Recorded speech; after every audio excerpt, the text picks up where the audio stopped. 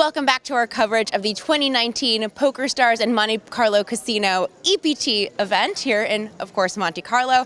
I'm here with Max Silver, and I'm going to pick his brain because there's a new satellite format that they introduced in Prague, and it's basically live hyper turbo. When you hit a certain amount of chips, you win a seat into either the main event or the 50K.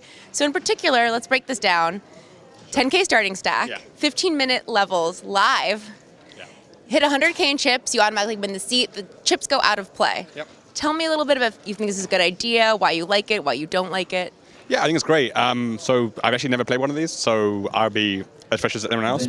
So yeah, I think it's great because previously in satellites, there'd be times when you had like a really big stack and you couldn't really win anymore. And you kind of got to kind of mess with people who had short stacks. So you kind of could choose who won the seats. So you could choose to bust pros, you could choose a friend, and it kind of removes that element of collusion or like even like the chance that collusion would happen. So yeah, I think it's big fun. You also have to be more careful now when you have like a medium stack because say you have like 80K, if you're going to flip, you can't win more than 100K chips, right?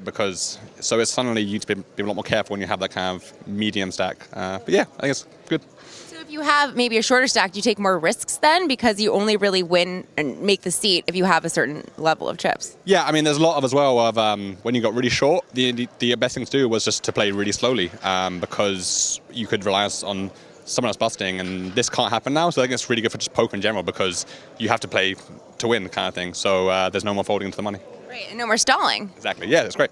Is it something you would be interested in playing? Yeah, I mean, most of the buy-ins that I play, I can just buy in directly, but if there was like a 50K satellite, then sure, why not? They do have one. All right, I might be in there.